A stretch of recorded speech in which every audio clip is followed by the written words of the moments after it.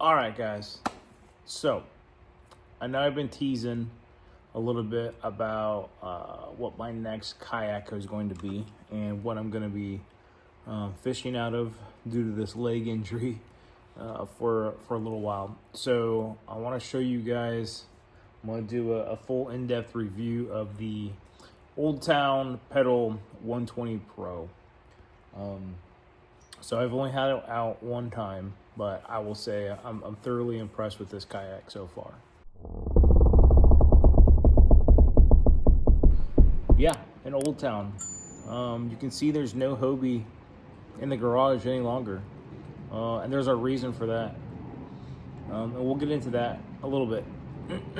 Not too much. I don't want to bash Hobie too much in the video. But I think there's some things that are important to point out about what's going on with Hobie right now. So quick little background here. I got injured in October. Can't take the boat out and bass fish like I want to fish. Bought myself a Hobie. Had some issues with the Hobie. Got rid of it. And some of those were, because of my leg injury. Some of those were because of the quality issues that I was seeing.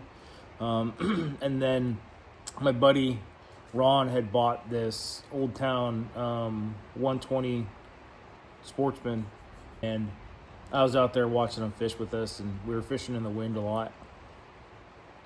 And I was getting my butt kicked, and he was not really struggling at all as far as wind goes and getting pushed around. So it got me thinking, is there a better option out there than what I was in? And the answer was yes. Now, I've been Hobies for 10 plus years. Never really had a lot of problems with them. Never questioned what was going on with them. I was a firm Hobie believer that they were the best kayaks on the market, and there was nothing that was going to be comparable that I would feel comfortable in myself. I'm short and fat, so a lot of kayaks don't really fit me very well. There's not probably one perfect kayak out there for everybody. I didn't want to go the motor option. I didn't want to be carrying batteries. I didn't want to be doing a bunch of different things. Loading, unloading needed to be easy for me due to my leg injury. There was a lot of stuff that I was taking in consideration. Wasn't going to put it on a truck. Had the option of having this trailer that my wife carpeted for me, and we keep in the garage now, so I don't have to unload it, load it really. People come with me. They help me out. So there was a lot of things that I had to take in consideration. And, if you guys are looking at trying to compare kayaks, the best advice I can give to you is, read the forums and read the comments and ask questions and get feedback. But it really comes down to personal preference and personal choice. Get out there and try different kayaks. Get out there and try different things. What may suit you for how you fish and what style that you fish may not be the best for somebody else. It may just be something, if somebody goes out there and they fish a river system, that kayak's going to be completely different than somebody goes out there and fishes big water. Here in Virginia, I have the option of fishing a little bit of everything. We got small reservoirs that are electric only. We got bass boats flying down the Chickahominy and the James. We got small feeder creeks that we can fish and put into. And then we also have the Chesapeake Bay watershed, Pinconting River, Rappahannock River, Smith Mountain Lake, Gaston, Lake Anna. There's a lot of different options for anglers here in the state. Although they may be overcrowded and overfished, that's a whole different topic that we'll get into at some other point. But if you haven't already, like the channel, subscribe. This year I'm going to try and put out a little bit more content. I know I've been slacking. I haven't got a lot out there, due to the leg injury and trying to recover and, doing physical therapy and really, being unmotivated, I guess, is the best word for it. This injury took a lot out of me. I'm definitely not playing the victim here, but it definitely set me back, and I've struggled physically to get back into it and mentally as well. to even want to do things. I think that's just part of the injury and the extent of the injury that I'm going through. But we're going to talk about this kayak, this OldTown, what I like about it, some things that maybe, you know, I'm going to miss from the Hobie, some things that I'm not going to miss from the Hobie. I took it out and fished the other day with my buddy Ron. He also has an OldTown, and we had a pretty good time. I had the camera on the front, which I really don't like. I'm going to have to change that up a little bit. I miss a lot of on-the-water footage from fish jumping and missing catches, which there's a lot of, and stuff like that. So that's what I want to do. That's going to be the plan. I've only had it out one time. Like I said, these are kind of first impressions. I'm going to go through the modifications that I've done. I'm going to go through, you know, where I got items from and how hard it was to modify this kayak to how I wanted to get where I needed to be. And then basically, I want to look for your guys' comments of what you want to know about this kayak, because it is very new. It just came out in 2025. It's not that much different than the regular 120. So some of you guys that are, you know, in the 120 and looking to upgrade, ask the questions of what you want to know. Will it be worth it?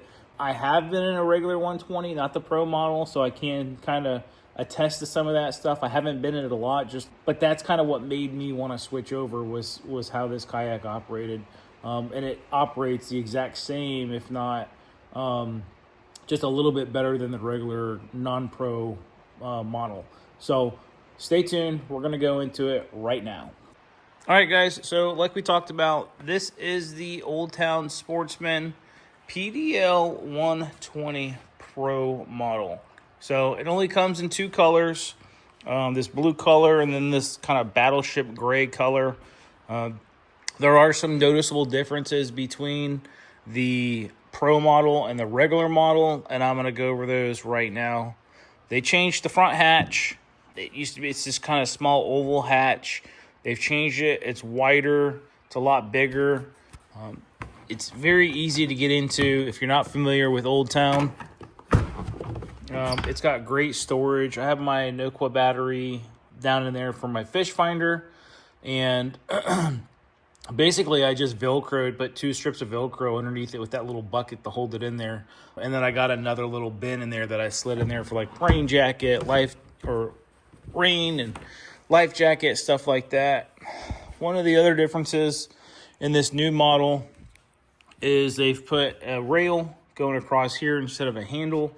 So you can put any accessories you want. Like if you wanted to put your GoPro straight from the mast, or you know, you wanted to mount your fish finder all the way up here in the front, you could actually do that if you wanted to. All right, so they've incorporated trolling motor mount application spots up here, so you can flush mount your bound mounted trolling motor if that's what you want to do. You got your through hole wiring ports right here that you can just run your wiring ports right down. Other neat changes to the kayak, this rail system now kind of expands the length of the kayak, not just there, but back in the back as well. You can see all this rail space you have to add whatever accessories you want. The rudder lever is now moved to the side, whereas it was on the top before. Now it's just an up and down motion. They've got this plate right here, a removable plate. You can buy these plates and mount whatever accessories you want to them. Most people are probably going to use this to mount their trolling motor, NK300 or throttle to it. I'm not putting the trolling motor on this thing right now. Not worried about it. Something else they did, you probably can't tell, but if you look at this kayak from the top and compare it to the regular 120, you'll see that the hull thickness is a lot thinner, which widened the deck. Which is one of the complaints that, you know, a lot of people have with these type of trolling or these type of kayaks, is because they don't have enough deck space. I will say I don't complain about the deck space in this kayak at all. It feels very large, even though maybe it's not. I mean, it looks like it takes a lot of space, but once that PDL drive is down, it's completely out of the way. They've also put rod holders on both sides, as you guys can see. I had those in the Hobie. I don't really use them. I know people will use them for, it's better for rod transportation than I think it is for when you're out there on the water. When I'm out there on the water, all my stuff is in the black pack or gray pack. or in my rod holders. You have 2 integrated rod holders, and then you have a forward-facing rod holder, which this thing, I didn't know how much I was going to love it, but absolutely love it. So me, I can get 6, 7, 8 rods out here, and then I could still put 2 or 3 more down in if I wanted to. The other thing is you can transport your rods in this hole in the front if you want. This thing will fit like 7-foot rods or something. I mean, it's huge. The space in there is huge.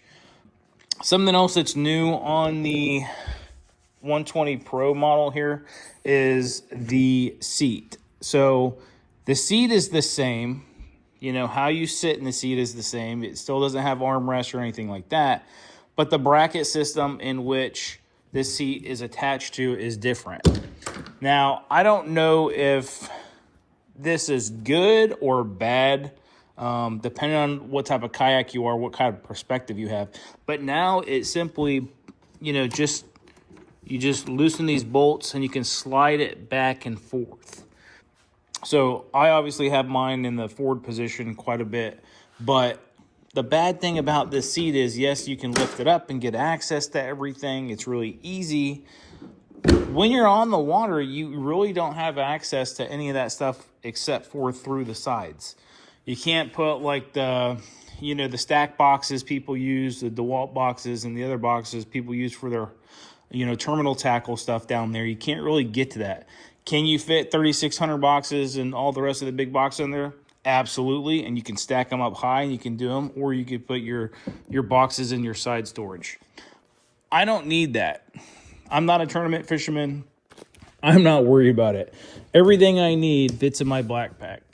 I mean, everything's in a 3,600 box. I got like 5 or 6 of them in there, and then I got like 4 or 5 bags full of plastics. So I don't really need all that extra storage under my seat.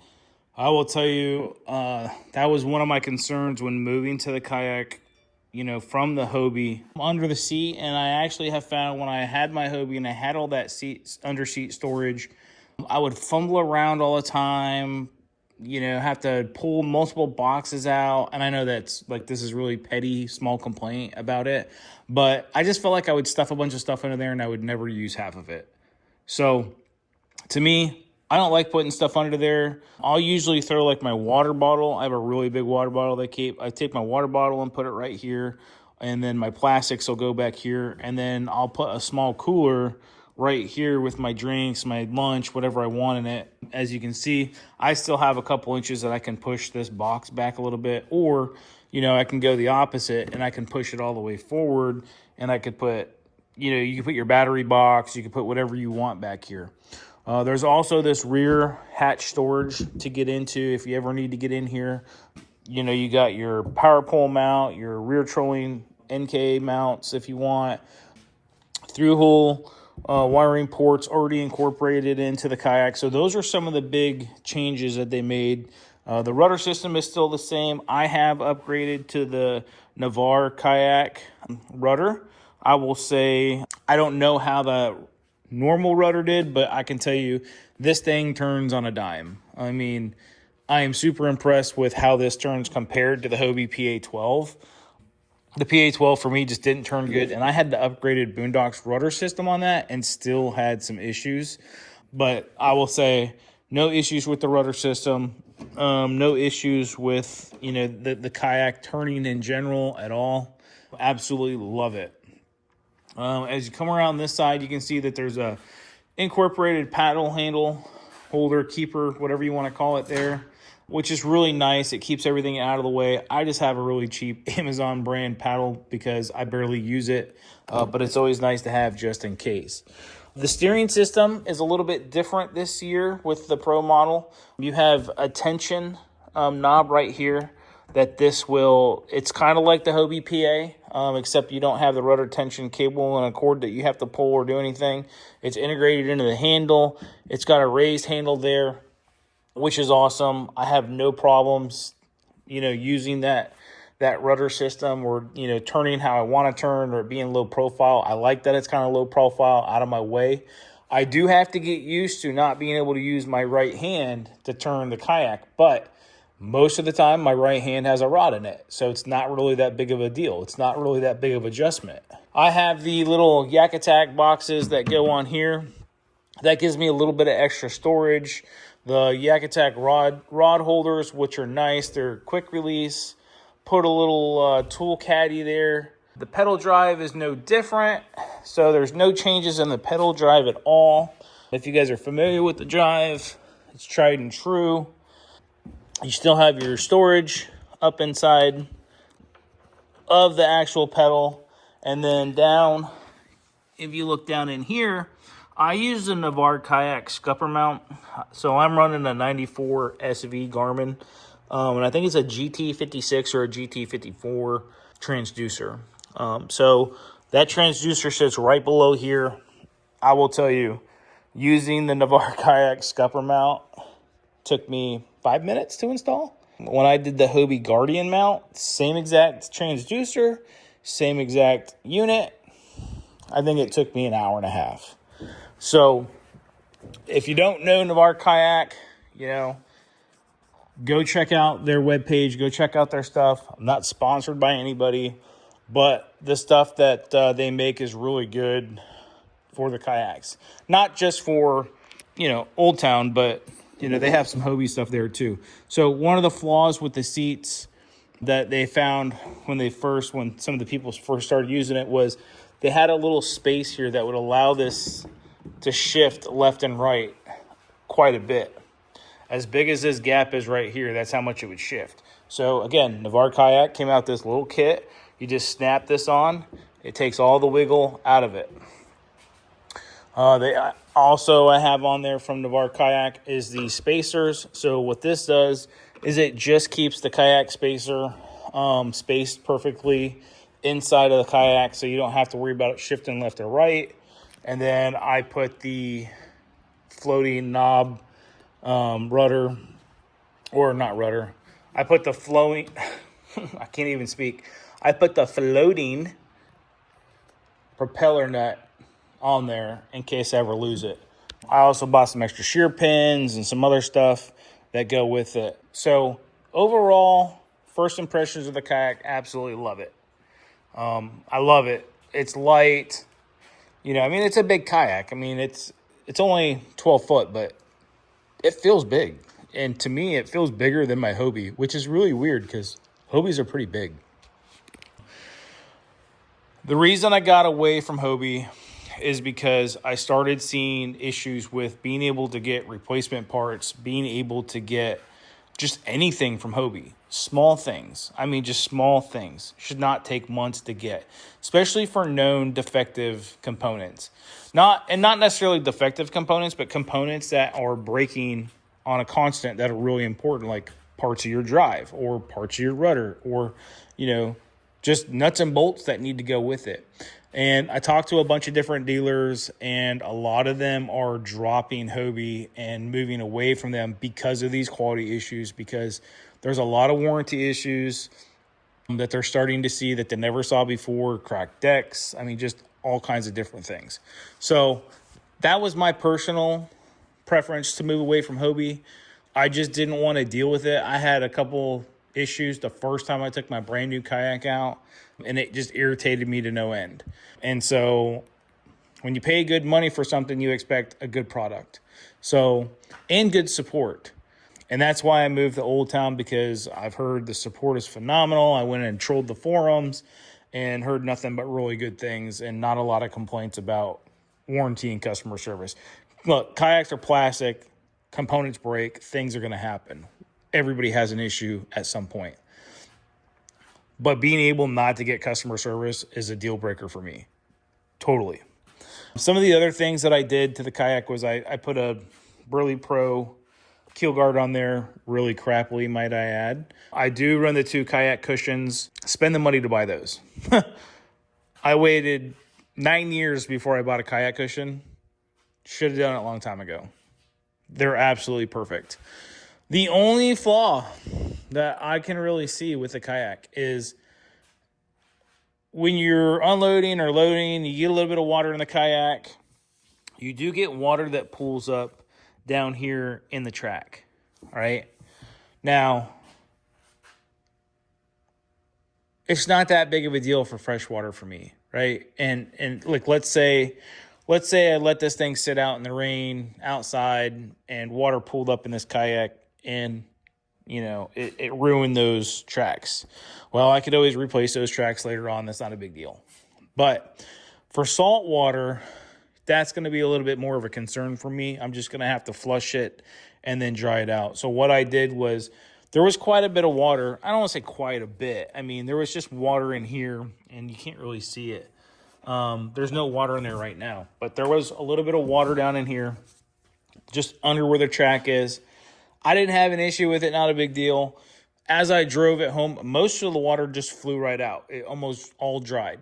So what I did is I just took a t-shirt, sopped it up, put it down here for a minute, sopped it up. All of it's gone. It does drain kind of to the back, so it's not that big of an issue. You'll see a bunch of people probably complaining about that. It is definitely a non-issue. I haven't really seen a lot of reviews on the kayak itself. I can tell you, if you're on the fence between a Hobie and an OldTown, go with the OldTown. The instant reverse, I didn't know how much I was going to love instant reverse. I kept putting my hand down to pull a cord. I got to go in reverse, pull a cord, pull a cord, pull a cord. I kept doing it over, my mind's been trained by Hobie to pull a cord. And there's no cords to pull on anything here. I mean, that is the beauty of it, right? I don't have to pull my transducer cable up. I don't have to pull my rudder cable up. I don't have to pull my reverse cable, my forward cable. That stuff gets old when you're on the water over and over and over and over. And, people can say, well, the bike style versus the fin style is more efficient. I don't know. I don't know if that's really the case, because like I said, I've been pushing pedals for 10 years, and pushing this thing to me felt like less effort than the Hobie did. Now, yes, you can flutter kick, the Hobie. It's just a completely different muscle group, whereas the PDL drive, you're using all of your leg muscles. And then with the Hobie, you're pretty much using your calf muscles, I feel. With the pedal drive, I feel like you get your hip flexors in, your groin, your quads, a little bit of your calves. And with my leg injury, it actually opens up my ankle rotation and kind of is therapeutic. It was the first time I've been out, fishing in a kayak where I didn't come off the water and feel like, I'm going to have to ice my leg for 3 hours to get the swelling to go down. That wasn't the case. I actually felt a lot better. And the fact that you throw in the instant reverse in it, man, you just can't beat that. I mean, you really can't. There was a couple times I was fighting a fish, and you guys see that in the video that I put in here, because I'm going to throw some footage of me actually using the kayak, of me using that reverse or us trolling and catching fish. It was just smooth. I mean, the pedal drive is smooth. You don't have any issues. I'm really curious. One of my biggest concerns was how this drive was going to handle the weeds. That's still one of a big concern of mine, because I like to fish shallow, but you could always paddle your kayak. So, the Hobie doesn't do that great in the weeds either. I know a lot of people say, it'll go right through those lily pads and weeds, and yeah, it will. It will, but it definitely ain't great. I can tell you, I fish a lot of lily pads, a lot of milfoil, a lot of weeds at the top of the water, and it's still a pain in the ass. So, you just kind of have to take that in consideration of what kind of fishing you're going to be doing most of the time. I primarily bought this to be on the reservoirs and saltwater. And that's what I'm going to do. I'm going to fish a lot of saltwater. I'm going to be nosing up the docks and pitching to docks and hopefully pulling big giant reds and trout out of those docks and flounder. That's where the instant reverse comes in handy. I don't have to switch hands. I don't have to do any of this. But my first trip, we did like 2.63 miles in the kayak. Granted, we were going 1.5 miles, per hour. Nothing fast, nothing fancy, but it was really comfortable. I mean, I felt comfortable. The seating position is nice and high.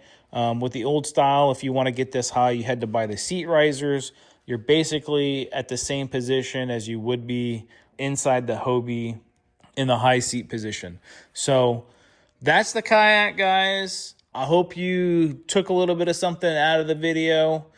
Drop your questions and comments down below. This is my opinion. I'm just here to provide somebody some information that may be looking for it. Stuff that I don't normally see in the reviews is stuff that I like to talk about. If you've seen the rest of my videos, you know that I don't hold back. I'll tell you what gear I'm using, where I'm fishing, exactly how I'm doing it. All you gotta do is ask me. I'm not gonna hide nothing. So again, thanks for watching the video. We'll talk to you guys later on. You could just sit down and fish, and Yeah. like I said, just put it on, even in the tidal river, just put it on a 2 or whatever. Yeah. And go, man. Yep. So that's what. Oh, there's fish. Yep. Yeah, it's fish. Is it? I don't know what it is. Hopefully it's not a gar. I don't know. It's big, whatever it is. It's getting ready to jump. Probably a gar. No, I think it's a bass. Oh yeah. Oh, it came off. It came off? I didn't set the hook.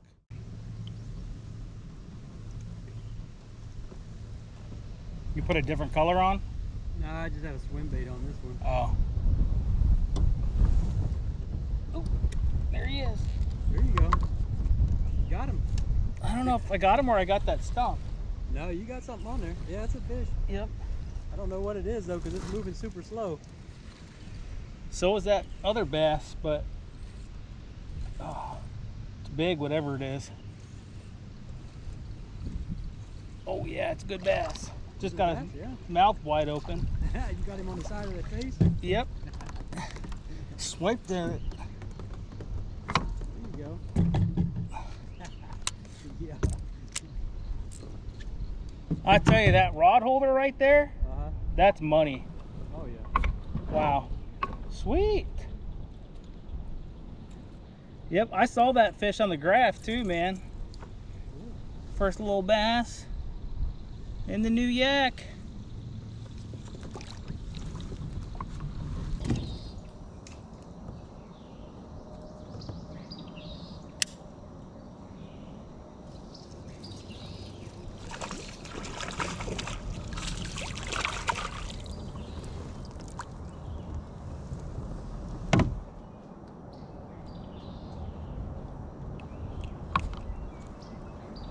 All right, guys. Little yellow perch. Saw him right up on the bank. Right up on the bank.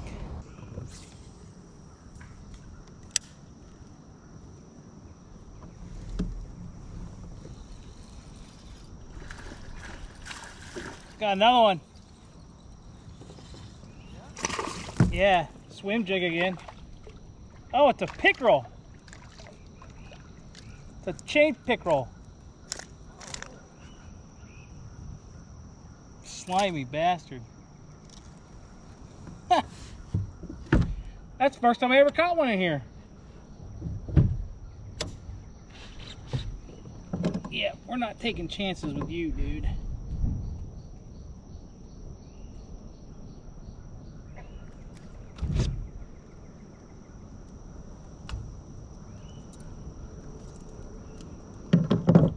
Alright guys, old chain pickerel, get out of here. Slimy 5, slimy 5.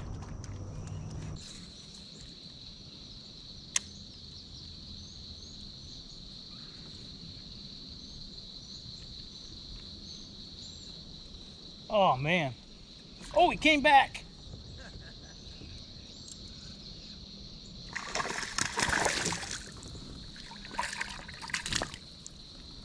That's a fat one.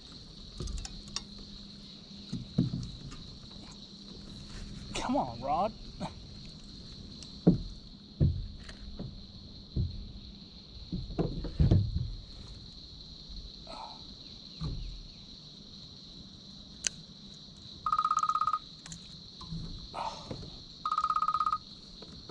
Nice bass.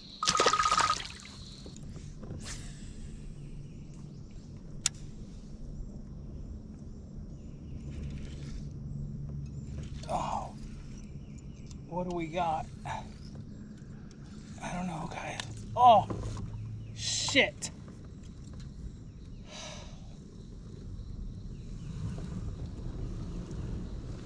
Right on a bowfin or something, guys. I don't know what it was, but it took everything I had.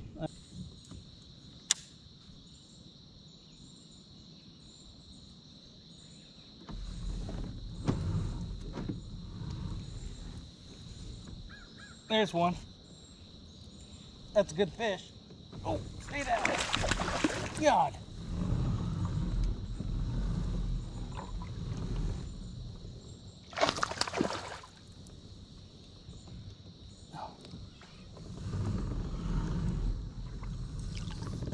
Stay down, stay down. Something smaller. Yep. Is that a catfish? No. I saw the white belly. It looked like a catfish. It's a big bass, man. It's a giant bass.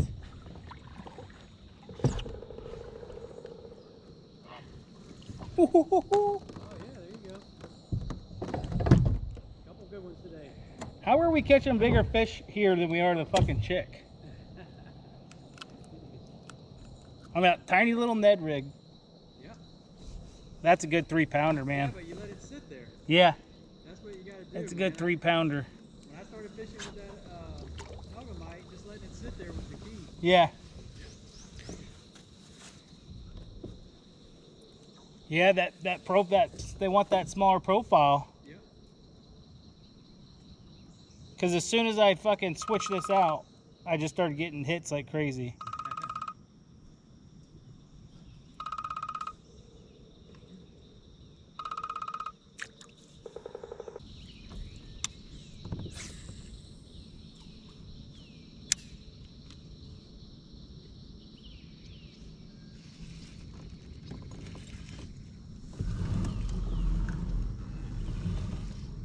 Oh my God. Dude, I don't know what I have. Oh my God. Dude, I swear to God, I just lost like an 8-pounder.